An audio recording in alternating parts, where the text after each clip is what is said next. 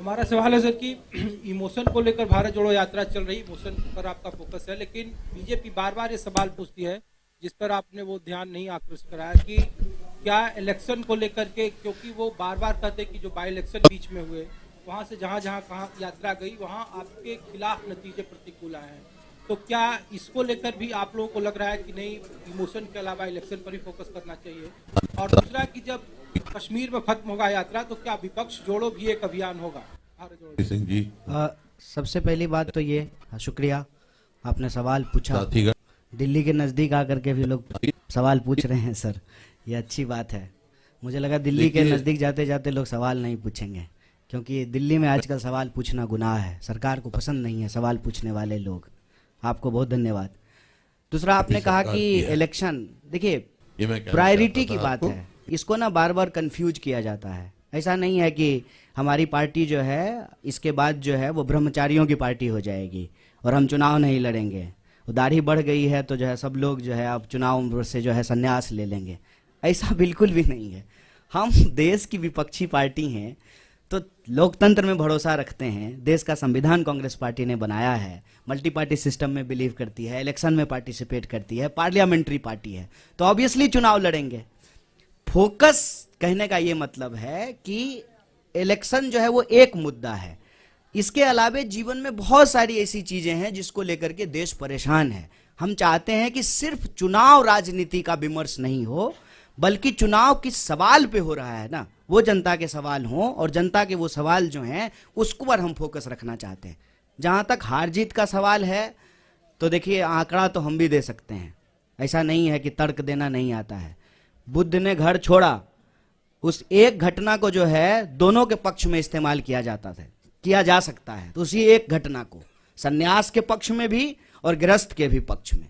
आंकड़े को अगर ठीक से देखेंगे तो हम भी कह सकते हैं कि हम तो हिमाचल का चुनाव जीत गए, एमसीडी का चुनाव जो है बीजेपी हार गई है, बाकी बहुत सारा बाय इलेक्शन हार गई है। इससे निकलेगा क्या? सवाल यह है कि चुनाव जब देश में हो रहा है तो 5 साल में चुनाव जब होते हैं तो 5 साल तो किसी कारण से, किसी रैशनैलिटी से बनाया गया है ना, कि उस 5 साल में सरकार का रिपोर्ट कार्ड देखा जाएगा, सरकार ने क्या काम किया है उसका अवलोकन करेगी जनता और दोबारा उसको मैंडेट देगी। आजकल हम लोग क्या देखते हैं कि सारे राजनीतिक विमर्श को जो है चुनावी परिणाम, और ये बड़ी शर्म की बात है और बड़ी बेशर्मी से लोग जो है टीवी स्टूडियो में बैठ करके बोलते हैं रिजल्ट आने के बाद। हम सबको जो है अपने ऊपर एक सवाल खड़ा करना चाहिए कि जब रिजल्ट आ गया है तब ये आप क्यों कहते हैं? रिपोर्टर भी बोलते हैं, पार्टी के स्पोक्स पर्सन भी बोलते हैं, अब असली खेला शुरू होगा। क्या खेला शुरू होगा? ये बेशर्मी हमारे आंख के सामने में हो रही है। जब परिणाम आ गया है, सिंपल मेजोरिटी किसी पार्टी को आ गया है, तो क्या खेला शुरू होगा? ये जो बेशर्मी और बेईमानी है ना, इसको हमको नैतिक बल देना बंद कर देना चाहिए। चुनाव जीतने की अगर बात करते हैं, मध्य प्रदेश की चुनाव हम नहीं जीत गए थे, कैसे मध्य प्रदेश में हमारी सरकार चली गई? क्या कर्नाटक में हम चुनाव नहीं जीत गए थे? क्या गुजरात में हमने जो है वो सिचुएशन नहीं देखा? जो लोग यहां बैठे हुए हैं उसके ऊपर आप तमाम तरीके का आरोप लगाते हैं, और वही लोग जो है जब भाजपा के दफ्तर में जाकर के बैठ जाएंगे तो सब ठीक हो जाएगा। क्या इस पे हम सवाल खड़ा नहीं करेंगे? आज इस देश में इंस्टीट्यूशंस पे अटैक है और इलेक्शन एक कंपोनेंट है। हमको दूसरे इंस्टीट्यूशंस के भी बारे में सोचना पड़ेगा। पार्लियामेंट अचानक से बंद कर दिया गया, बताइए, अचानक कोविड हो गया, और सुबह में कोविड हुआ और शाम में कोविड समाप्त हो गया। वही लोग जो मास्क लगा करके पार्लियामेंट में आए थे सुबह में, शाम में मास्क लगाना भूल गए। भीड़ में जाते हैं तो मास्क नहीं लगाते हैं। जब रैली में जाते थे, जब डेल्टा वेरिएंट था, दीदी ओ दीदी कर रहे थे बंगाल के चुनाव में जाकर के, डेल्टा वेरिएंट था, तब जो है मास्क नहीं लगा रहे थे। और जब चीफ मिनिस्टर्स के साथ ऑनलाइन मीटिंग हो रही है, जूम कॉल हो रहा है, तब मास्क लगा लिए हैं। लोग को मूर्ख समझते हैं, बेवकूफ समझते हैं। चुनाव हम लड़ते हैं, चुनाव हम लड़ेंगे, लेकिन चुनाव के परिणाम के आधार पर यह कहना कि कांग्रेस पार्टी खत्म हो गई है, तो देख लीजिए कांग्रेस पार्टी खत्म हो गई है तो। जिस यात्रा को आप 7 सितंबर से इग्नोर कर रहे थे, जो ही हम दिल्ली के दरवाजे पे पहुंचे हैं तो पेट में जबरदस्त मरोड़ पैदा हो गया है। तमाम कोशिश कर रहे हैं, पूरे देश में हमको परमिशन लेने की जरूरत नहीं पड़ी, क्योंकि यह भारत जोड़ो यात्रा है। दिल्ली की यात्रा नहीं है, लेकिन जो है दिल्ली में जो है अड़ंगा लगाने की कोशिश की जा रही है। तो इस बात को हम सब लोग समझें। आज हमारा देश जिन परिस्थितियों से गुजर रहा है उसको स्वीकार करें। चुनाव है, चुनाव लड़ेंगे, हारेंगे, जीतेंगे, एक बात है, लेकिन चुनावी प्रक्रिया भी चलती रहनी चाहिए। इलेक्शन कमीशन भी ठीक से काम करना चाहिए। एक सवाल हमारी यात्रा के ऊपर, बच्चे क्यों आ रहे हैं? बच्चों को लेकर के जो है हमारे ऊपर केस किया गया, कंप्लेन किया गया। और मोदी जी जब गए गुजरात में कैंपेन करने के लिए तो बच्चा को बिठा करके अपने साथ चुनाव प्रचार कर रहे थे। तब इलेक्शन कमीशन कहां चला गया? नियम कानून सबके लिए बराबर होगा ना, विपक्ष के लिए जो होगा वही सत्ता के लिए भी होगा। तो चुनाव के इर्द गिर्द विमर्श बना करके ना, हार जीत के इर्द गिर्द, और उस हार जीत में भी कोई नैतिकता नहीं है। जीती हुई पार्टी का विधायक खरीद करके सरकार बना लेना, जब तक यहां थे तो जो है देश विरोधी थे, हरियाणा में ऐसी। तो ये जो सवाल है इस पे हम लोगों को मुखरता से बोलना पड़ेगा। इलेक्शन से भाग नहीं रहे साहब, इलेक्शन हम भी जीते हैं और फिर भी जीतेंगे। इनको डर यही लग रहा है ना कि दिल अगर जीत लिया ना तो इस चुनाव कैसे हराएंगे। सारा सूटकेस जो है ना चाणक्य साहब का, वो घर में ही रखा रह जाएगा। एक बार जब लोग तय कर लेते हैं ना कि बिकेंगे नहीं, और जो लोग खरीदेंगे ना, आपको दिल्ली का एग्जाम्पल देना चाहते हैं, दिल्ली के भी प्रभारी हमारे बीच में मौजूद हैं। हमारे 2 लोगों को खरीदने की कोशिश की गई, ये चलन पैटर्न हो गया है। अब दूसरी पार्टियां भी ऐसा करना शुरू कर देगी। इस प्रवृत्ति पे हमको हमला करने की जरूरत है। उसके बाद आम लोग जाकर के घर घेर लिए, उसके बाद नहीं हम लोग कहीं नहीं जा रहे, हम यहीं रह रहे हैं। जनता के अंदर वो चेतना जगाना, ये हमारी प्राथमिकता है। चुनाव भी होगा, लड़ेंगे भी और जीतेंगे भी।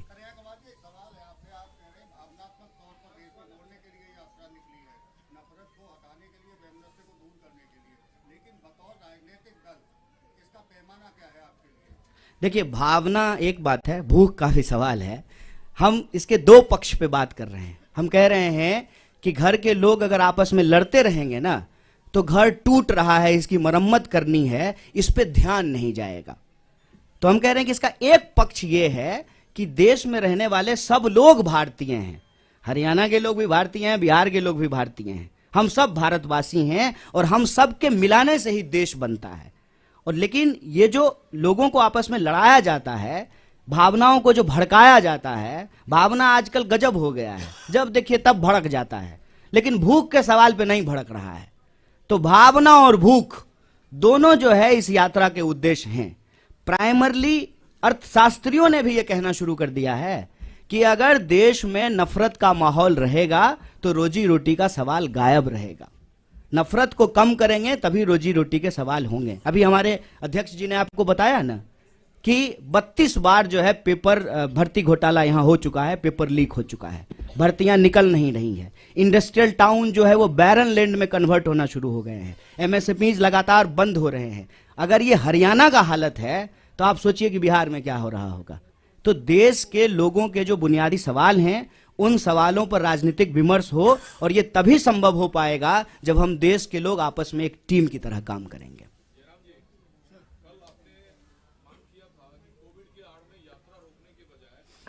कोविड है तो पहले संसद का सत्र रोका जाए। प्रहलाद जोशी ने आपके उस सवाल पर अटैक किया है कि कांग्रेस के नेता विदेश में छुट्टी मनाने के लिए खुद यात्रा तोड़ना चाहते हैं। ये बिल्कुल बकवास है, बिल्कुल बकवास, बिल्कुल गलत, और समय दिखाएगा कौन झूठ बोल रहा है और कौन सच बोल रहा है। मैं प्रहलाद जोशी के स्तर पर गिरना नहीं चाहता हूँ। वो मंत्री हैं, वरिष्ठ मंत्री हैं, जिम्मेदार तरीके से उनको बोलना चाहिए। और जो पार्लियामेंट आज एडजर्न हुआ है उसका कारण भी जान लीजिए। जब पार्लियामेंट की शुरुआत हुई थी तब कई विपक्ष पार्टियों ने मांग की थी कि सरकार के पास कोई बिल्स नहीं है, एजेंडा नहीं है। आप 30 तारीख तक चलाना चाहते हैं, 29 तक चलाना चाहते हैं, तो 23 तारीख को आप एडजर्न कीजिए। ये मांग कांग्रेस पार्टी से नहीं, डीएमके से आया था, कई बीजेडी से आया था, कई क्षेत्रीय पार्टियों से आया था। पहले दिन से मांग हो रही है कि सरकार के पास कोई विधेयक ही नहीं है पारित कराने के लिए। तो बिजनेस नहीं है तो आप हाउस क्यों चला रहे हैं? अभी इनको एक बहाना मिल गया, कोविड एक बहाना बन गया उनके लिए, और आज इन्होंने एडजर्न करा ली। हालांकि वास्तविकता ये है, हकीकत ये है कि उनको एडजर्न कराना ही था, क्योंकि कुछ बिजनेस बाकी नहीं रहा 4 दिन के लिए। इस पे मुझे एक जो आपने सवाल पूछा है बहुत जरूरी सवाल है। छुट्टी को लेकर के एक मैसेज घूम रहा है कि भारत जोड़ने वाले मिस्त्री, यही शब्द है। मुझे कोई शर्म नहीं है बोलने में। जो उनको शर्म नहीं है जो लिख रहे हैं मैसेज, तो मुझे पढ़ने में क्या शर्म होगी। भारत जोड़ने वाले मिस्त्री जो है वो 24 तारीख से लेकर के 2 तारीख तक छुट्टी पे रहेंगे, क्योंकि उनको छुट्टी मनाने के लिए विदेश जाना है। यही व्हाट्सएप पे मैसेज आया होगा, हमको भी आता है। उस मैसेज का पीछे इतिहास क्या है हमको जानना पड़ेगा। जब यात्रा अनाउंसमेंट हुआ ना सर, हमारे जान पहचान के लोग जो भाजपा के नहीं है, उन लोगों का भी यही प्रश्न था, राहुल जी पैदल चलेंगे? हम बोले नहीं नहीं, प्रधानमंत्री जो 8,500 करोड़ का फ्लाइट खरीदे हैं ना, वो दे देंगे गिफ्ट में, रिटर्न गिफ्ट में देंगे, उससे चलेंगे। 12 करोड़ का जो कार खरीदे हैं ना, उस पर चला जाएगा। इस तरीके से नेताओं को लेकर के, खास करके विपक्ष के नेताओं को बदनाम किया गया है कि जो सामान्य बात है, उस सामान्य बात को भी हम भरोसा नहीं कर पाते हैं। और राहुल जी ने बहुत अच्छा जवाब दिया था कि हम कोई इकलौते नहीं हैं, इस देश में लाखों करोड़ों तपस्वी हैं जिनको हम किसान कहते हैं। और कोरोना की बात हो रही है ना, मैं कोरोना याद दिलाता हूं। यही फरीदाबाद शहर है, साइकिल चला करके बिहार के मजदूर गए, पैदल अपने बच्चों को पीठ पे बांध करके जो है मजदूर बिहार गए। तब तो जो है कोरोना नहीं याद आ रहा था। आज जब हम पैदल चले हैं कन्याकुमारी से, 100 दिन से ज्यादा चलते हुए हो गया है 3000 किलोमीटर, तब समझ में आ रहा है कि पैदल चलने का दर्द क्या होता है। ये बार बार विपक्ष के नेताओं को लेकर के ऐसा मैसेज करते हैं, जबकि अगर हम सिद्धांत की बात करें तो कांग्रेस पार्टी इस देश में 8 घंटा मजदूरों को काम करने का अधिकार होना चाहिए, इसको लेकर के कानून बनाया। सप्ताह में 2 दिन छुट्टी होनी चाहिए, सैटरडे और संडे, इसको लागू कराया। तो यात्रा में जो लोग चल रहे हैं वो छुट्टी ले रहे हैं, तो ये अमानवीय है क्या? ये अमानवीय उसको लगेगा ना जिसने कभी अपनी पारिवारिक जिम्मेवारी नहीं उठाई। कोई होता ना जिसके साथ छुट्टी बिता सकते थे तो ये सवाल नहीं बोलते। जो लोग अपने आत्ममुग्धता का शिकार होता है ना, जिसने जिंदगी में इंसान बनाया ही नहीं, क्या करेगा छुट्टी लेकर के?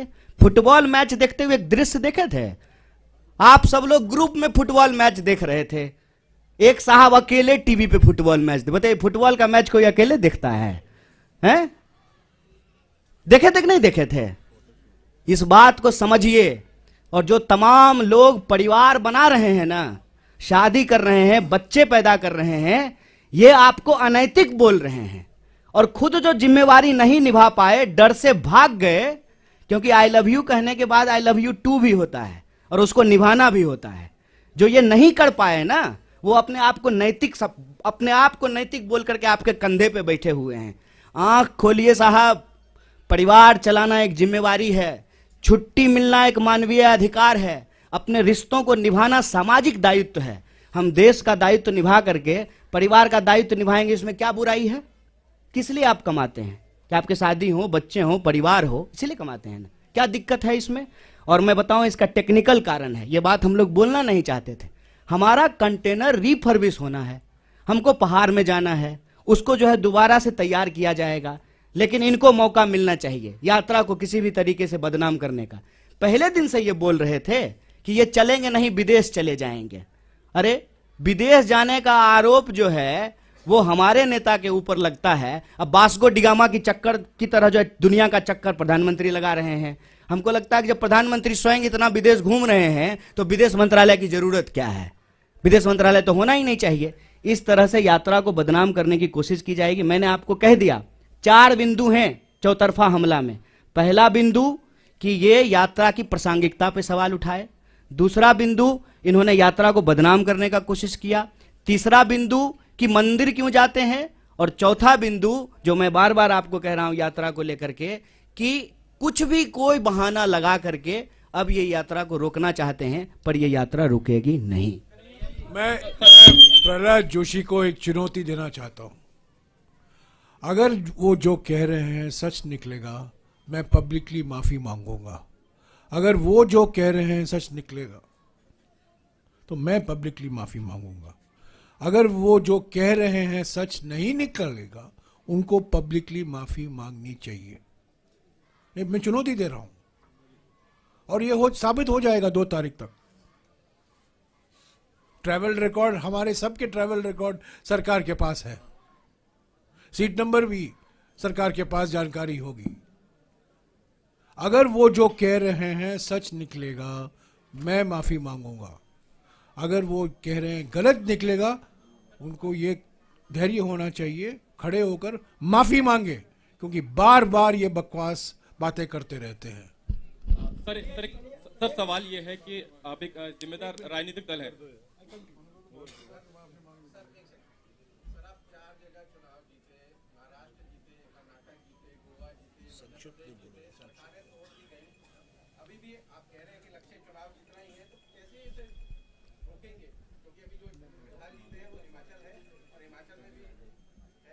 देखिए, हम लोग इसको बतौर राजनीतिक दल रोकें, उससे ज़्यादा ज़रूरी है कि इस देश के आम लोग बतौर वोटर इसको रोकें, क्योंकि ये अनैतिक है, ये गलत है।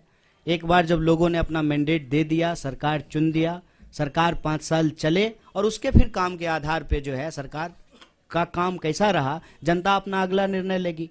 तो ये लड़ाई एक राजनीतिक दल के कैपेसिटी से आगे बढ़ करके इस देश के नागरिकों के कंधे पे है। कन्हैया जी, सवाल ये है कि कोविड को लेकर तरह तरह की बातें की जाती है। कांग्रेस का अपना पक्ष है, बीजेपी का अपना पक्ष है। सरकार ये कहती है कि चीन, अमेरिका, बाकी कंट्रीज में कोविड के केसेस बढ़ रहे हैं, इसलिए एहतियात बरतने की जरूरत है। एक जिम्मेदार राजनीतिक दल होने के नाते आप यात्रा निकालिए, लेकिन प्रोटोकॉल का अगर पालन करेंगे तो उसमें दिक्कत कहाँ आती है? क्या सरकार सवाल उठा रही है इसलिए उसका विरोध है, या आप लोग मानते हैं कि कोविड नहीं है, पूरी तरह से नहीं? देखिए, सबसे पहली बात सर, ये इसका मैं जवाब देता हूँ, आप भी भूलिएगा कि कोरोना ना कांग्रेस बीजेपी नहीं है। कोरोना एक वायरस है, वो सब के लिए है। ना कोरोना का कोई धर्म है, ना कोरोना का कोई राजनीतिक विचारधारा है। कोरोना के नाम पर, कोरोना का बहाना बना करके जो राजनीतिक चालबाजी की जा रही है ना, हम उस पर सवाल उठा रहे हैं। कोरोना का प्रोटोकॉल जो सरकार लाएगी उसको पहले भी फॉलो किए थे, आगे भी फॉलो करेंगे, लेकिन ये प्रोटोकॉल कब लाया जा रहा है, क्यों लाया जा रहा है, किसके लिए लाया जा रहा है, इस पे भी आंख खोल करके सवाल करेंगे। और आप भी सवाल कीजिए, हम उम्मीद करते हैं, हो सकता है कि आपको नौकरी में नहीं निकाल दिया जाए आपको, तब आप भी हमारे साथ आइएगा भारत जोड़ो यात्रा में। लेकिन यह सवाल पूछा जाए कि भाई सुबह में मास्क लगाना प्रोटोकॉल है, शाम में बाराती जब गए थे तब मास्क लगाना प्रोटोकॉल नहीं है, ये सवाल पूछने में क्या दिक्कत है? आप कहते हैं तो मैं ये सवाल मास्क लगा के पूछ लूंगा, अच्छा होगा कि मुंह भी नहीं दिखेगा। देखिए, इस पे ना रैशनल तरीके से जो है हम लोगों को समझना पड़ेगा कि रैली में कोरोना गायब हो जाता है, ठीक है, और जूम मीटिंग में कोरोना आ जाता है।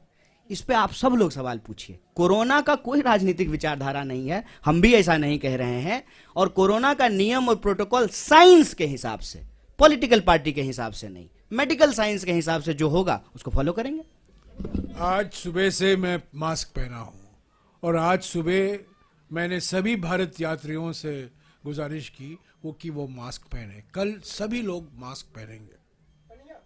आज कुछ लोग, एक मिनट, आज कुछ लोग मास्क पहने क्योंकि हमारे पास 250 मास्क नहीं थे, पर मेरे पास थे तो मैंने पहना, और कल सब लोग पहनेंगे। अगर मास्क पहनना जरूरी है, हम पहनेंगे, उसमें क्या है?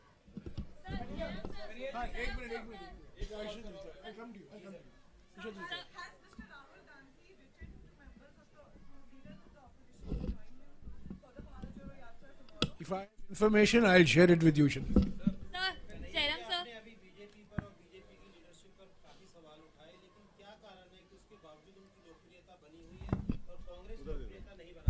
देखिए, मैंने उनके सवालों के जवाब दिए। मैं भाजपा के ऊपर अपना समय कभी नहीं बर्बाद करूंगा साहब। सवाल हम हमेशा देश की जनता के लिए उठाते हैं। रोजी का सवाल, रोजगार का सवाल, भर्ती का सवाल, किसान का सवाल, मुआवजा का सवाल, महिला सुरक्षा का सवाल, सामाजिक न्याय का सवाल, हम ये उठाते हैं सवाल। भाजपा को लेकर के जो हमने कही है ना, ये हमने उनको उनकी भाषा में जवाब दिया है। लोकप्रियता तो आपकी भी कृपा है साहब मैं इस पे बोलना नहीं चाहता हूँ जयराम सर, एक क्वेश्चन आपसे है सर है because sir, not just Bharat Jodo Yatra but there are other rallies. Who is asking the question? Oh, sorry. The other rallies are also underway because Karnataka assembly elections are coming in and JDS is also doing a rally in Karnataka, Panchratna Yatra. So that is also under the scanner because many of the states have also issued the COVID guidelines. What is your response to that? Because other rallies are also taking place, but the question arises for the Bharat Jodo Yatra. No, I have said, and let me repeat it. Any protocol based on scientific and medical advice that is uniformly implemented will be followed by the Congress party. We have always followed it.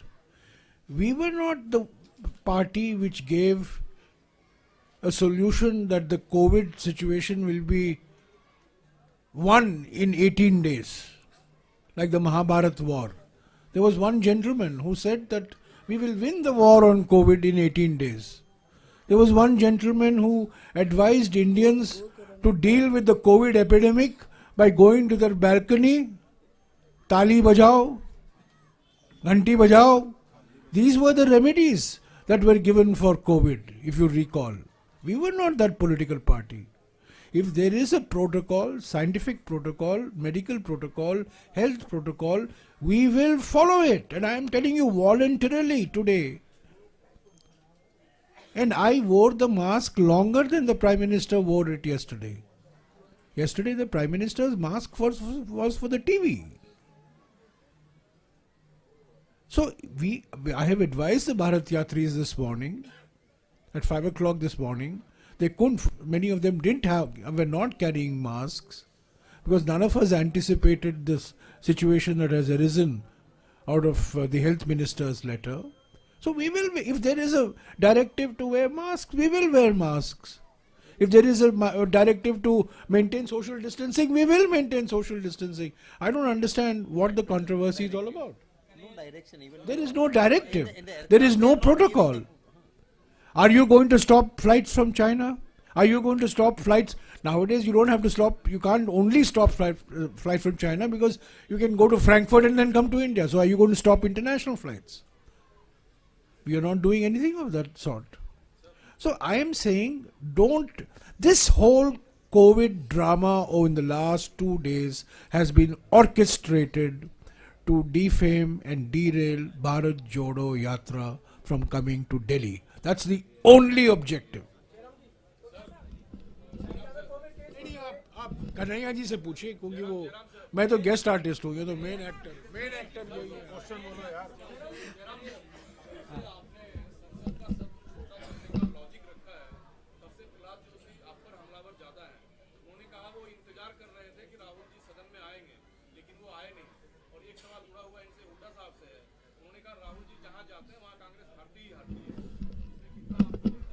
जी सवाल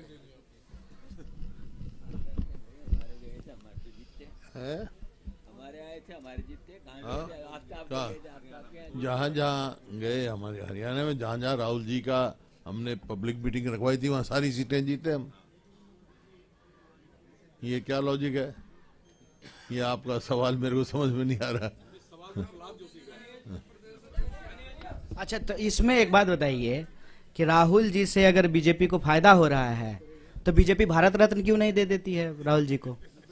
खुश होना चाहिए। फिर यात्रा क्यों रोक रही है फिर?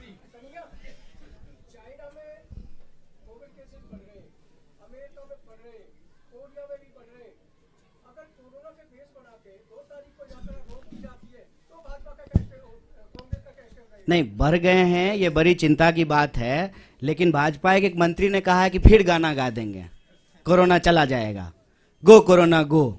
सुने कि नहीं? भाजपा के एक मंत्री ने पार्लियामेंट के प्रीमाइस में कहा कि पिछली बार भी हम गाना गा दिए थे, गो कोरोना गो, कोरोना चला गया, इस बार कोरोना आएगा फिर हम गाना गा देंगे, गो कोरोना गो। हम ये नहीं कह रहे हैं, हम ये कह रहे हैं कि हम साइंस में बिलीव करते हैं, जो भी प्रोटोकॉल सरकार का होगा, जो एडवाइजरी होगा, उसको फॉलो करेंगे।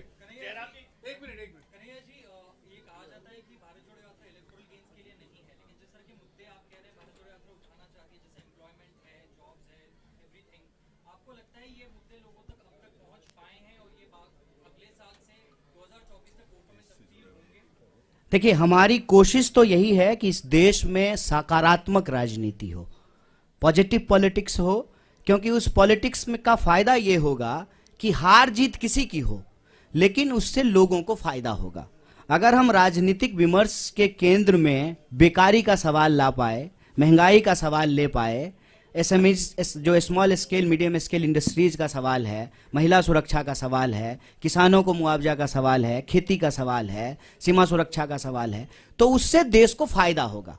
चुनावी परिणाम चाहे जो भी हो, लेकिन इस आधार पे अगर राजनीतिक विमर्श होगा, लोगों के बुनियादी सवाल पर होंगे, तो लोगों को फायदा होगा। हम वो प्रयास कर रहे हैं, कितनी सफलता मिलेगी ये तो देखने वाली बात है।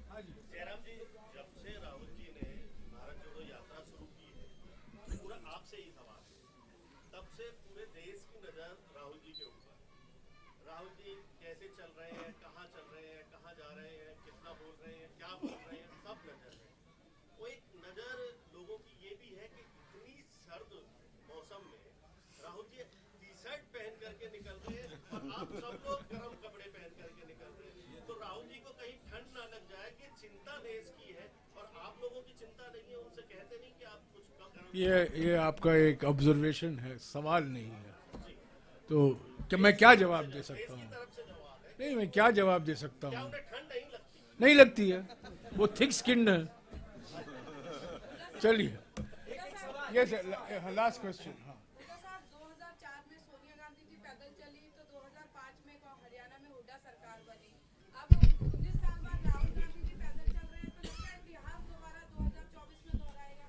हरियाणा में कांग्रेस की सरकार बनेगी।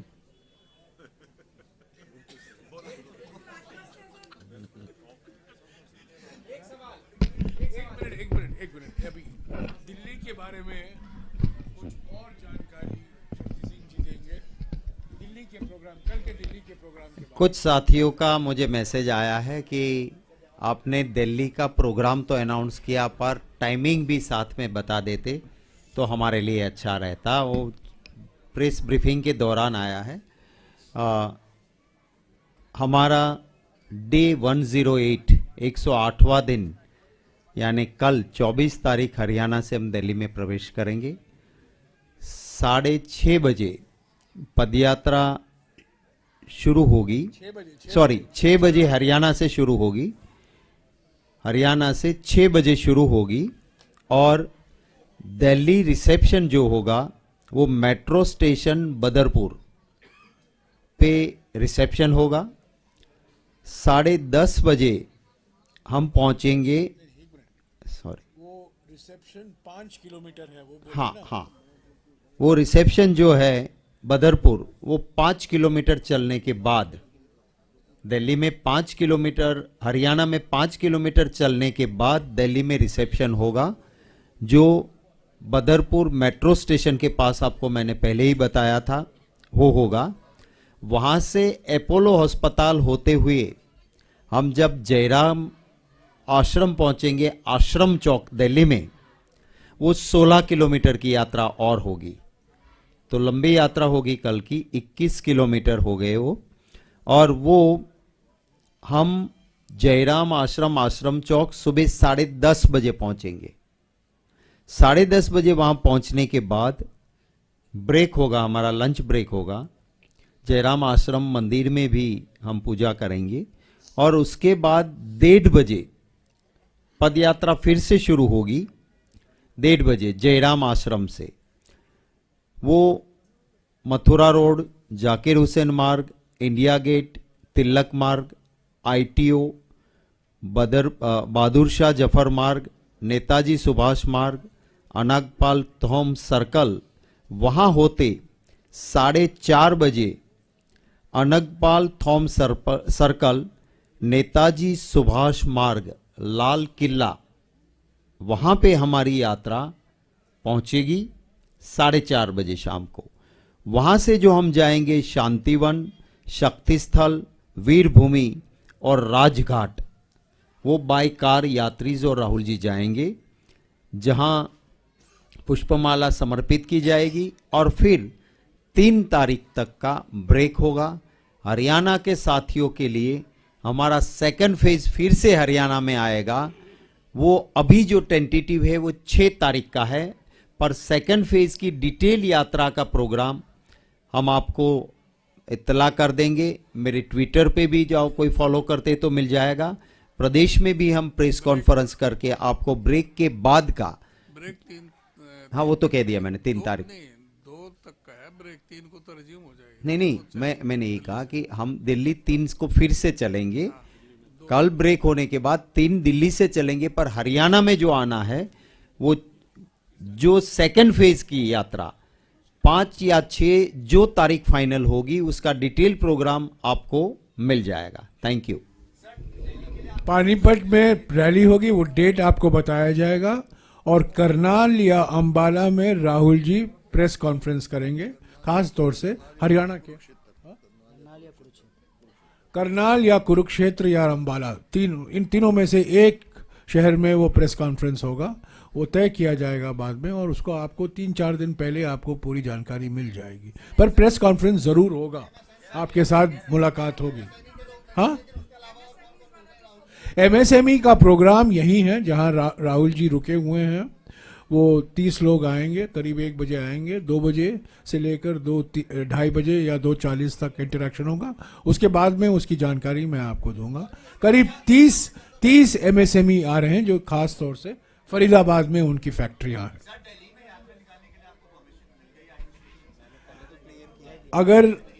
अगर परमिशन नहीं होता क्या शक्ति सिंह बोल सकते थे? मैंने आपने क्लियर बता दिया ना, आपने क्लियर मैंने आपको पहले ही क्लियर किया कि हमारी यात्रा देश की यात्रा है। कन्याकुमारी से हम 3000 किलोमीटर चले, सेंट्रल रिजर्व पुलिस फोर्स जो है वो रूट हमें जो कहते हैं वो भेज देते हैं, वही एक परमिशन की बात हो गई। आज तक 3000 किलोमीटर में किसी भी एडमिनिस्ट्रेशन ने कहीं भी हमें रोका नहीं है। हम भी कोऑपरेट करते हैं, हमने भी कहीं पे किसी को दिक्कत ना हो उसकी पूरी चिंता की है। आप देखते हो कि हमारी टीम एक पूरी अलर्ट रहती है कि कोई एम्बुलेंस आई तो वो भी निकल जाए। तो मैं मानता हूं कि कोई दिल्ली में दिक्कत ना तो एडमिनिस्ट्रेशन को क्रिएट करनी चाहिए, करेंगे देखेंगे। अभी तक हमारे पास कोई न्यूज नहीं है। Yes, last question.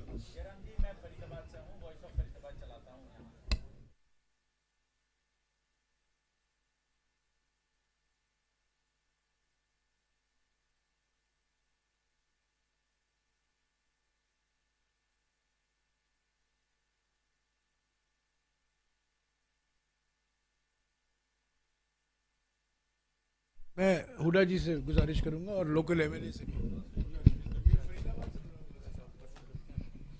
ऐसा है, जहाँ तक भ्रष्टाचार का सवाल है, इस सरकार ने सारे रिकॉर्ड तोड़ दिए और निरंतर हम असेंबली में भी और बाहर भी हर जगह करते रहे। यहाँ भी धरने किए फरीदाबाद हमारे विधायक जी ने, और जगह भी हुए जो भी हमारे लोकल लीडर्स है, क्योंकि ये सबसे भ्रष्ट सरकार है और यही कारण है कि प्रदेश में कर्जा बढ़ रहा है और काम कुछ नहीं हो रहा है। पूरे जोर शोर से आवाज उठा रही पूरी कांग्रेस तक है इसमें, और पूरी लड़ाई लड़ेंगे। अब विधानसभा का स्तर आ रहा है, उसमें भी इस बात को भ्रष्टाचार को लेके बोलेंगे, लड़ेंगे।